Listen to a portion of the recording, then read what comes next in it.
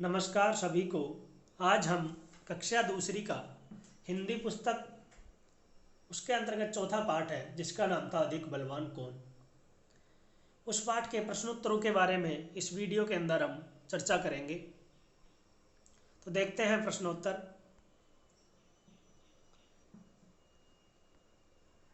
देखिए, पहला प्रश्न है जो पाठ्य पुस्तक में दिए गए प्रश्न है, केवल वही प्रश्न यहाँ पर करवाए जा रहे हैं आपको। तो हवा को ऐसा क्यों लगा होगा कि वह सूरज से अधिक बलवान है। अरे हवा को ऐसा क्यों लगा होगा कि वह सूरज से अधिक बलवान है, क्योंकि हवा ने ही सबसे पहले कहा था कि मैं तुमसे ताकतवर हूं। तो बताओ हवा को क्यों लगा होगा कि वह सूरज से अधिक बलवान है। अब देखिए इसका आंसर है, हवा अपने वेग से सारी पृथ्वी में आतंक मचा देती है। पेड़ पौधे, घर इत्यादि उसके प्रभाव से उखड़ जाते हैं या टूट जाते हैं। इसलिए उसे लगा होगा कि वह सूरज से अधिक बलवान है। यानी हवा को इसलिए लगा होगा कि वह सूरज से ज़्यादा बलवान है क्योंकि वो जब तेज रूप से चलती है, तेज गति में, तो सारी पृथ्वी पर आतंक मचा देती है और जो पेड़ पौधे होते हैं वो उससे उखड़ जाते हैं या टूट जाते हैं। इसलिए हवा को लगा था कि वह सूरज से ज़्यादा बलवान है क्योंकि वो ये सब कर सकती थी।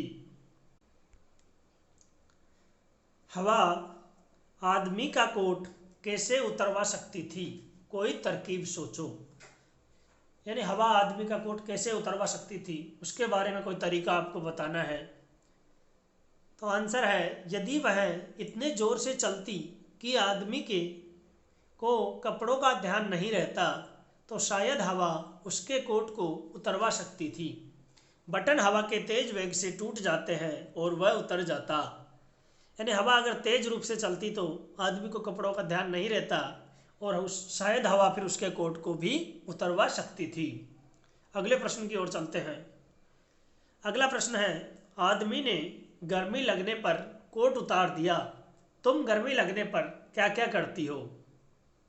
अब देखिए इसका आंसर है, देखिए आदमी को जब गर्मी लगी तो उसने तो कोट उतार दिया, लेकिन जब हमें गर्मी लगती है तो हम क्या करते हैं। तो देखिए जब मुझे गर्मी लगती है तो मैं सूती कपड़े पहनती हूँ, पंखे कूलर या एसी के पास में बैठती हूँ। यानी पंखे कूलर या एसी के पास में बैठ जाते हैं और बाहर जाने से बचती हूँ और खूब पानी पीता हूँ। तो ये सब हम गर्मी से बचने के लिए करते हैं। अगला प्रश्न है, बताओ इनमें से कौन अधिक बलवान है और तुम्हें ऐसा क्यों लगता है। अब देखिए सूरज और हवा में से कौन अधिक बलवान है। तो देखिए मुझे लगता है कि सूरज अधिक बलवान है। यानी आपके हिसाब से आपको बताना है कौन अधिक बलवान है और फिर क्यों बलवान है, ये भी साथ में बताना है। तो देखिए इसका है, अब सूरज को हमने बताया भाई सूरज अधिक बलवान है, तो क्यों बलवान है, क्योंकि उसकी तपन मनुष्य को जला सकती है। सूरज की तपन मनुष्य को जला सकती है। तेज आंधी से तो घर में बैठकर बचा जा सकता है, लेकिन सूरज की गर्मी से तो घर में भी चैन नहीं मिलता है। तो इसलिए कौन अधिक बलवान हुआ, सूरज और हवा में से सूरज अधिक बलवान हुआ। अब देखिए अगला है, हाथी और शेर में से कौन अधिक बलवान है। तो देखिए यहाँ पर बताया है, मुझे लगता है कि शेर अधिक बलवान है। यानी हाथी और शेर में से कौन अधिक बलवान हो बताया है, शेर बताया। अब क्यों बताया, क्योंकि हाथी शेर से अधिक विशालकाय क्यों न हो, परंतु ताकत में वह शेर को पछाड़ नहीं सकता है। शेर हाथी तक का शिकार कर लेता है। मतलब हाथी चाहे शेर से अधिक भारी है, लेकिन ताकत में वह शेर को नहीं पछाड़ सकता है, इसलिए शेर अधिक ताकतवर है। अब अगला है, गर्मी या सर्दी में से कौन अधिक ताकतवर है। तो मुझे लगता है गर्मी अधिक बलवान है। यानी सर्दी और गर्मी में से कौन बलवान बताया है, गर्मी। तो क्यों बताया,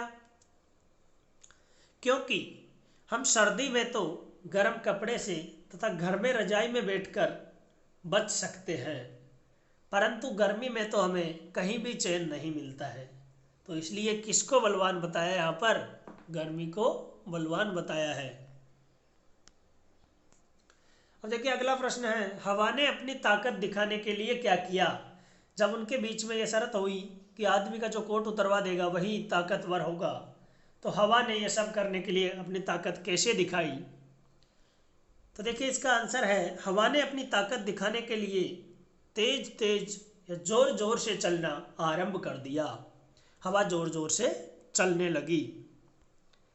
अगला प्रश्न है, सूरज ने अपनी ताकत दिखाने के लिए क्या किया। यानी सूरज ने जो अपनी ताकत दिखाने के लिए क्या किया, जैसे हवा तेज तेज चलने लगी तो सूरज ने क्या किया। देखिए सूरज अपनी ताकत दिखाने के लिए तपने लगा, जिससे गर्मी बढ़ गई। यानी सूरज अपनी ताकत दिखाने के लिए क्या करने लगा, जोर जोर से तपने लगा, तो जिससे क्या हुआ, गर्मी बढ़ गई और आदमी ने परेशान होकर कोट उतार दिया था। अब देखिए नीचे कुछ दिए हुए, इनमें बताना है ये सब अपनी ताकत दिखाने के लिए क्या करेंगे। देखिए पानी अपनी ताकत दिखाने के लिए क्या करेगा, परले ले आएगा। बादल क्या करेंगे, गर्जना करेंगे और खूब पानी बरसाएंगे, और इस प्रकार ये अपनी ताकत दिखाएंगे। पहाड़ क्या करेगा, अपनी चट्टानें गिराने लगेगा।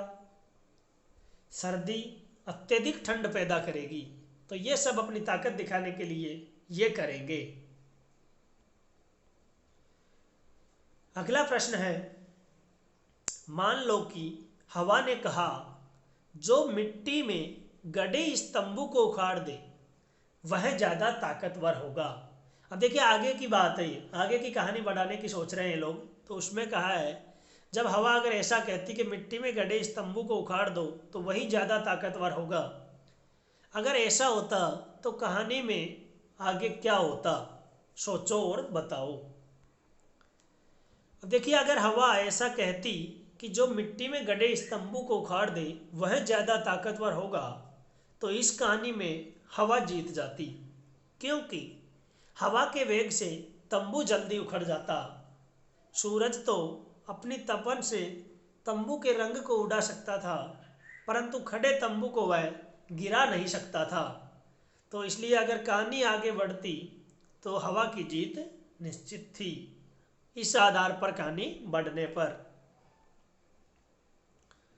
अब देखिए यहाँ पर आपको एक शब्द दिया हुआ है ताजमहल। अब इसी शब्द से इन्होंने 6 शब्द निकाले हैं। ताजमहल के अंदर से जो 6 शब्द छिपे हुए थे उनको बाहर निकाला है। उसमें पहला शब्द है ताज, दूसरा है महल, तीसरा है जम, चौथा है हल, पांचवा है ताल और छठा है मल। तो अब आपको नीचे लिखे शब्द में तुम्हें भी इसी तरह 8 शब्द ढूंढने हैं।